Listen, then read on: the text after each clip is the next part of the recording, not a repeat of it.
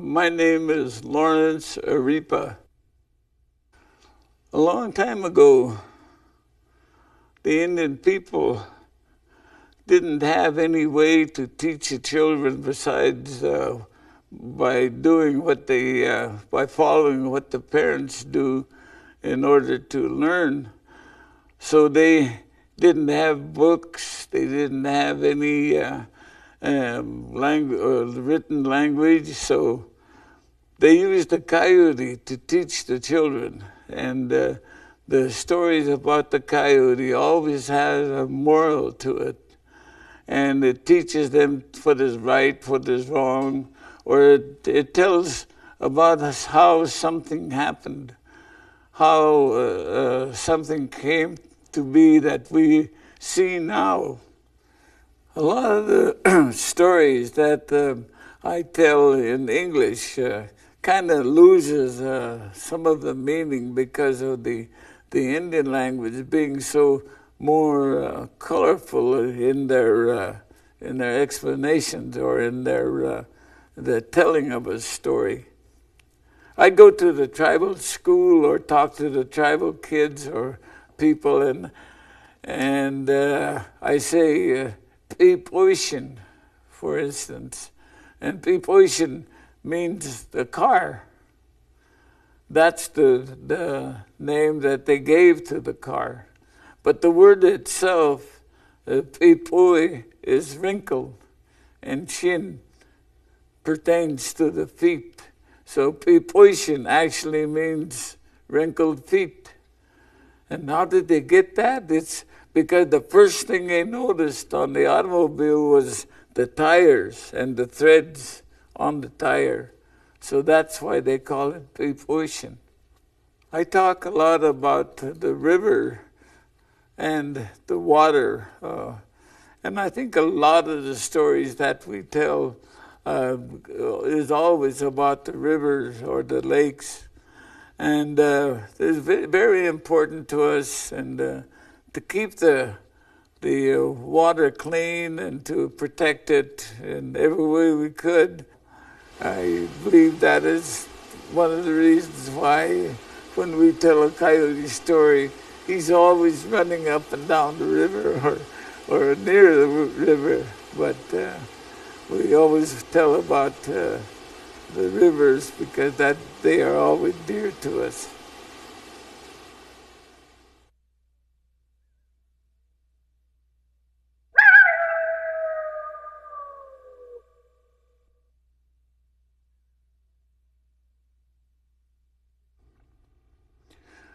One day, the coyote was out hunting, and he couldn't find anything at first. And all of a sudden, a rabbit runs in front of him, and he takes off chasing it. He goes, and that rabbit just runs ahead of him and just keeps going. He can't catch it. He goes and goes and goes, and finally he just got so tired, he just stayed there, and he was sweating and panting and dirty, and he was just awful. And so he goes back, and he finally gets back to his den, and he goes in, and he sits down, and he says, "I've got to get that rabbit. That rabbit looks so healthy and so just fat, with good eating. I'll have to get him." So he sits there, and then it starts to rain. And he goes out and he looks at me, "Oh, I can't go out in that." So he gets back and he sits there.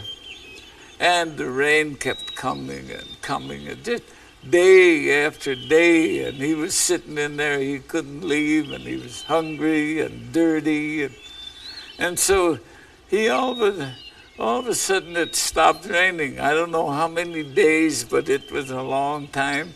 And first thing he thought of was to get something to eat.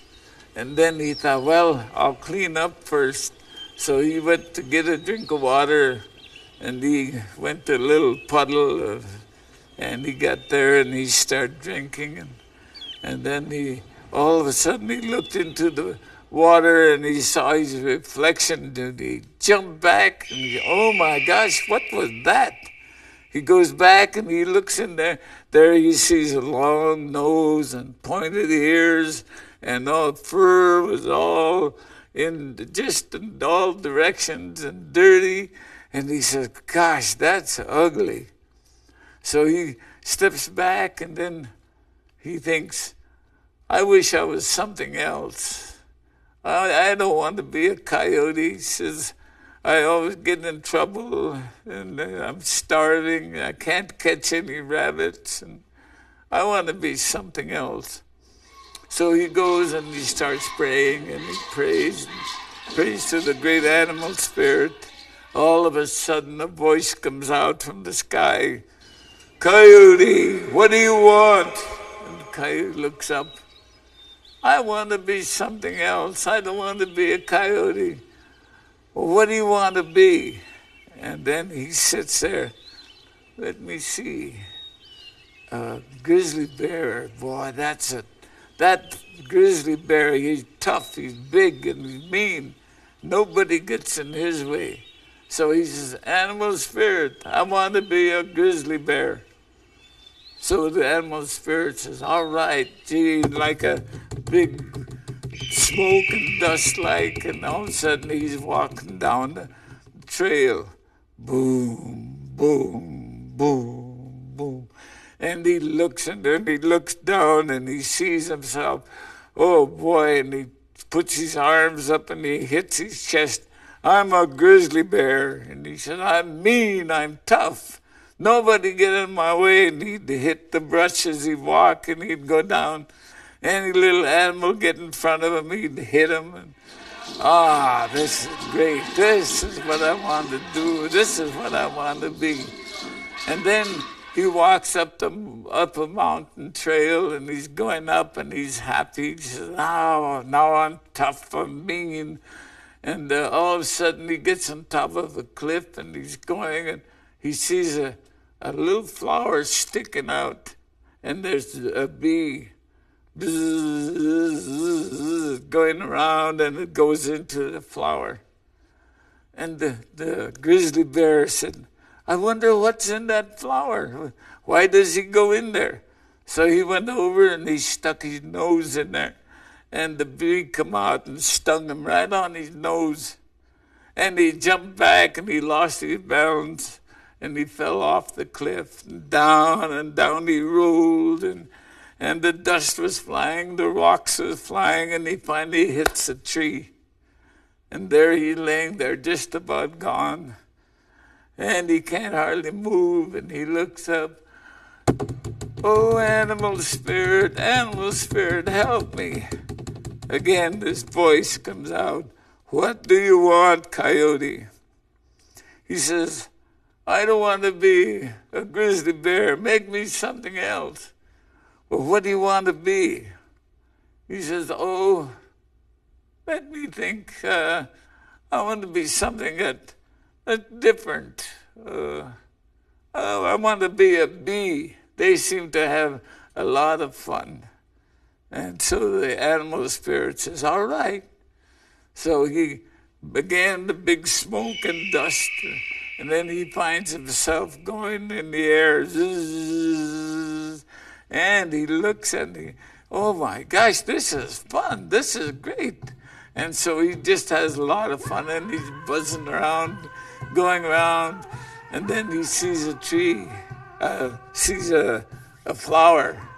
So he goes over to the flower and he looks in there and he's a bee, but he still thinks like a coyote. He looks in there, there's nothing here for me. So he comes out and then all of a sudden he goes to the ground. He said, this is where I belong. And as he was sitting there, all of a sudden here's a grizzly bear coming down the trail and slapping the grass and the bushes. And he hits the grass where the bee is, and the bee goes flying, and there he lands, and he's just about gone. And the bee's laying there, and he looks up. Oh, animal spirit, help me. And so the animal spirit, now, what do you want? Says, I've helped you. And what do you want this time? He said, I can't be a bee. I want to be something else. So he says, well, what do you want to be?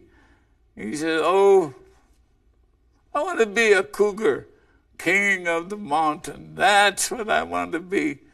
So again, the smoke and the dust, and there he finds himself on the rocks, walking very cautiously. And he looks down and he sees those big claws, and boy, now I'm tough again. Now I'll show everybody, you know. So he starts going, and he's enjoying himself. This is great. Nobody gets in my way, and I'm happy. He said, this is great. So as he goes along, all of a sudden he sees a chipmunk, and it climbs up this tree. And so he takes off, and he realizes all of a sudden he can climb too. And he just climbs up right behind the chipmunk. He gets way up there, and the chipmunk goes over on the limb, and the cougar starts to reach over, try to get him, and the chipmunk jumped to another branch, and the coyote or the cougar fell and goes down, hits the branches, boom, boom, boom. And he finally lands at the bottom, and there he's laying there, just about gone. And he looks up, and animal spirit, help. And all of a sudden the voice, Coyote, I am getting tired of this. I've got you all different kinds of things, but you're still not satisfied. And the coyote says, well, you do what you want. You make me whatever you want, and I'll be happy. So the animal spirit says, all right. And all of a sudden he finds himself in a green place where there's flowers, and he looks around and he sees mice, and he goes after them, and he sees other coyotes, and he starts playing, and he doesn't know what he is. Oh boy, he's fun. He said, this is what I want. I don't know what I am, but I'm glad that I'm happy now. So he goes chasing mice and other coyotes, and he gets thirsty. So he goes over to take a drink, and when he gets to the puddle, he looks down. What does he see? Long nose, pointed ears, but his hair is all nice, and he looks down.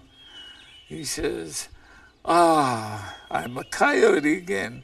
He says, this is what I want. So it goes to show you that sometimes you're better off than you think you are.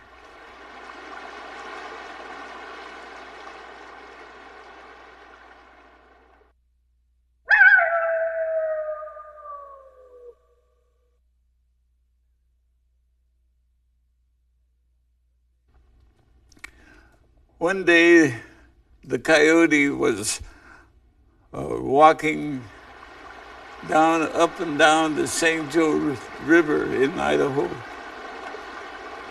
He was enjoying himself. It was one of those days when instead of teasing people or stealing or doing any of the things he usually does, he was running up and down the banks of the river and really having a lot of fun. And as he's going, he's running and laughing and jumping, and all at once he looks across the river, and way up high in the mountain there's a green spot. The sun hits it just right. He looks up there and he says, oh golly, what a beautiful sight. He says, I want to get up there. I think I'll go there. So he starts to go to the river, and then he remembered, I have never learned to swim. I've got to get across. And so he's looking back and forth, and the old lady Mo Puliaha, she comes by and she sees him, and she's always getting after him, always telling him that he should straighten up and quit teasing people and quit stealing and all of those things. So as soon as he sees her, he says, "Oh, darn, here comes that old lady mole. She'll be giving me heck again." And she looks at the coyote and she says, "Coyote, you have a gleam in your eye. You have something up. You're going to do something. What are you going to do?" And then he tells her, he said, "Do you see that green spot? I want to get up there."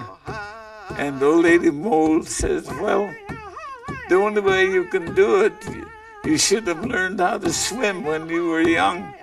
The only way you can do it, you have to go upriver about 7 miles, and there's a place where you can cross without swimming.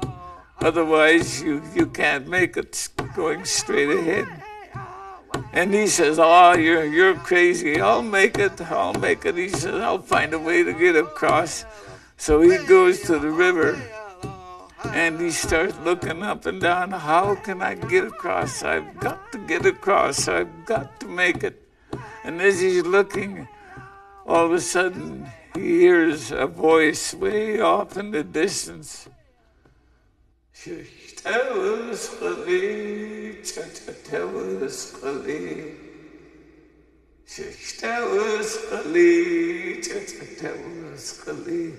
What is that? It sounds like a human voice, and I can't quite understand.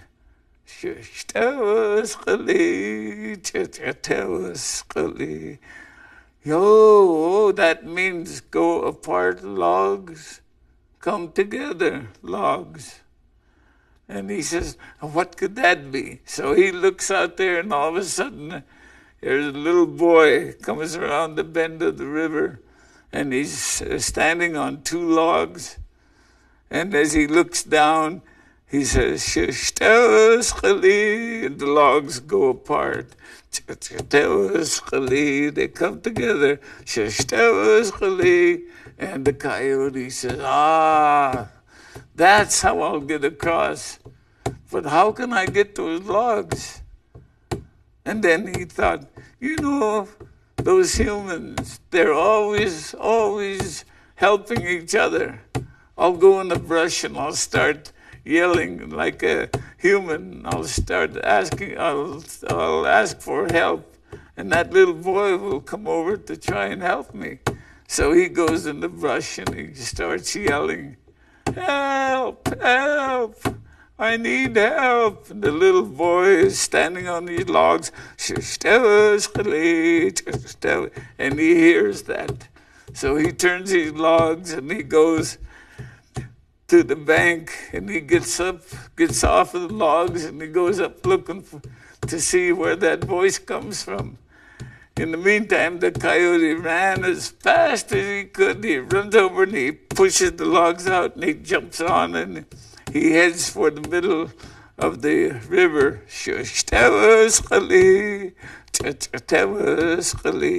Oh, these magic logs are working. They're going back and forth. Hey, this is good, boy. He was enjoying himself. So he starts going, and he gets out in the middle where it's real deep. And he goes, and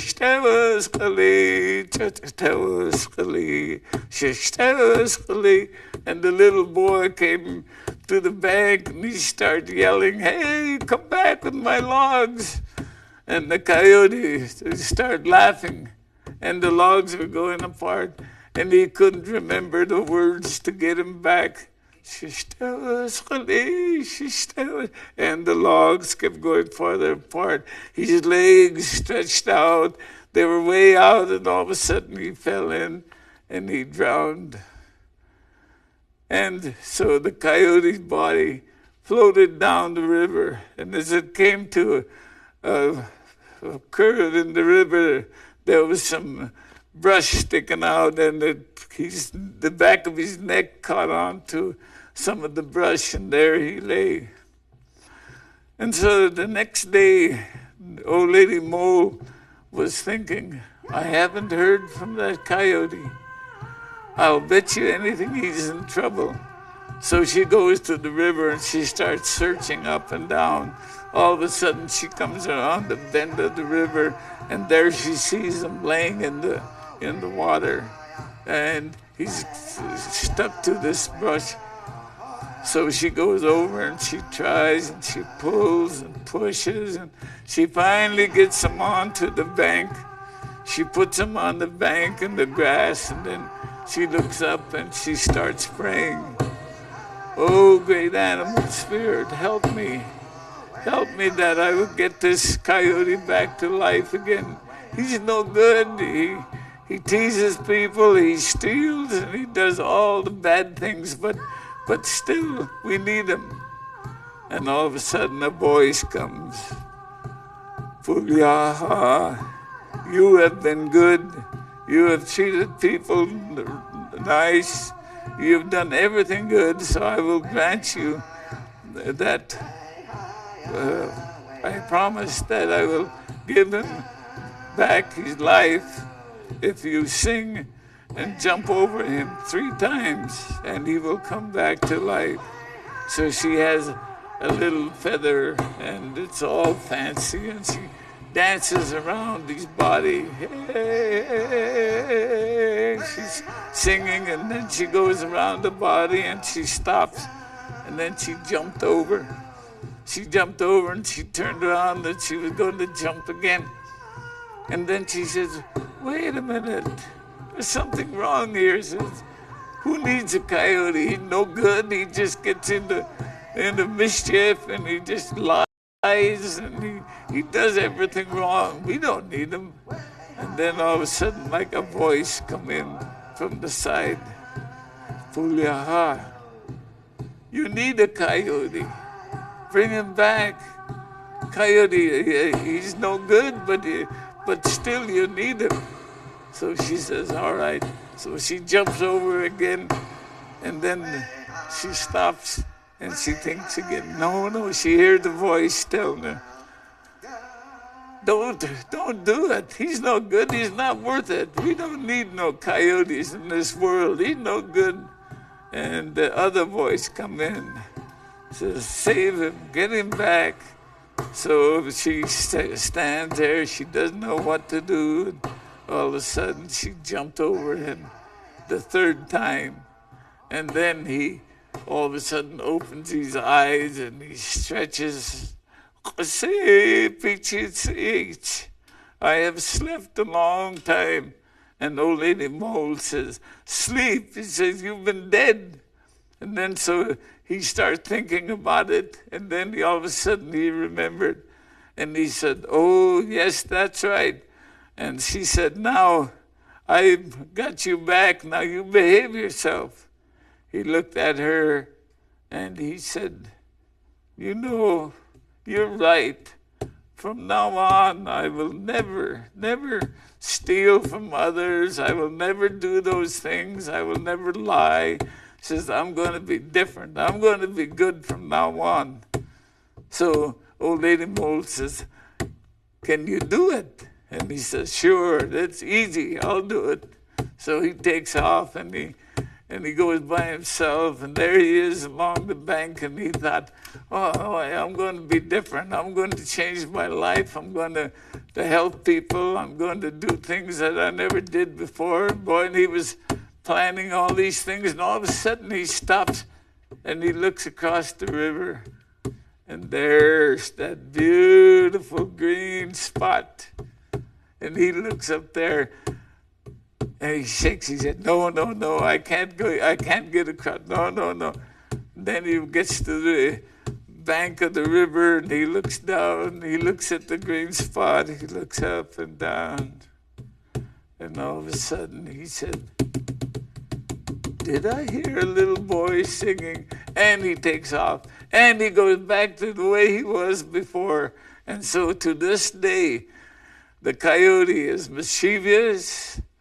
He's no good. Nobody likes him. But he gets along. He's still there, and he will always be there.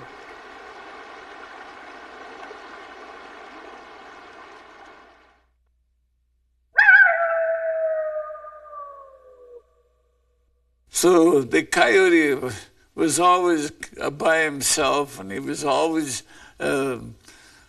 wandering around. And this one day he was along the Spokane River, and he was jumping around and having fun and looking, and all of a sudden he saw a camp. There was smoke coming out of this big Indian camp, and there was people laughing and singing, and so he was across the river, and he looked over and he saw a group of women that was cleaning fish. Some of them were cleaning fish and preparing to smoke it and to dry it, and there was others that were washing clothes, and these were the ones that were singing. These were the ones that were having fun, and he looked at them, and he was just going to leave, and he looks, and there's one girl that stands out. Oh boy, she's beautiful. Gosh, I want that girl. He said, but what can I do? How can I get her? So he starts thinking about it, and then they all go back into the camp. So he thought, well, the only thing to do is to go to her father. So he goes into the camp, and the Indians look at it. Hey, look, there's a coyote. What's he doing? So he asks about the girl and who the father is, and he found out that the father was the chief of the Coeur d'Alene people. So he goes up to the chief and he said, I saw your daughter in the river today, and I want to marry her. The chief looked down at him and he said, what did you say? He says, I want to marry your daughter. And the chief started to laugh. He says, you can't do that. You're a coyote and she's human. You can't marry her. He says, but she's beautiful and I want her. And the chief said, no, you can't. He said, anyway, when I do let my daughter go, you will have to bring me things, and you will have to be a great warrior. You will have to prove yourself in battle and help to others. And he says, you don't do that. He says, no. So the coyote leaves, and then he thought, Kalispels are good friends of the Coeur d'Alene people. So he goes up there to the Kalispels, and he tells the chief the same thing. I want to marry that girl, and I want you to help me get her. And the Kalispel chief started to laugh. And again, he was chased out of camp, and he was ashamed, but he still was determined. So he went to the Spokane tribe, and the same thing happened. They laughed at him and threw rocks at him and sticks and then chased him out of the camp. And he went to the Colvilles, the same thing happened. And so he finally came back to the Coeur d'Alene, and then he used his magic powers, and he moved big rocks and dirt, and he put it into the river. And he saw the salmon coming up, but they couldn't go over the dam that he made like a dam. And so he stopped the water from coming down, and then the water finally filled up, and it came over anyway. And then he went over to the chief, and he says, I am going to leave that the way it is. No more salmon coming up until you change your mind. And when you change your mind, you let me know, and I will come and get the girl. And the chief said, there's no way. It's impossible. You can't have my daughter. You can't marry a human. But the coyote was determined. And the young man that was more or less courting her, the one that had been going out on battles, and he proved himself as a warrior, and he's been getting horses and deer skins and other things to use to give to the parents, and he intended to get the girl as his wife. The coyote left, and the young warrior followed him. And they left the camp, and neither one was ever heard of again, so nobody knows what happened. But the falls remain, and to this day, no more salmon comes up to the Coeur d'Alene Lake or to the Coeur d'Alene people, because the coyote couldn't marry the young girl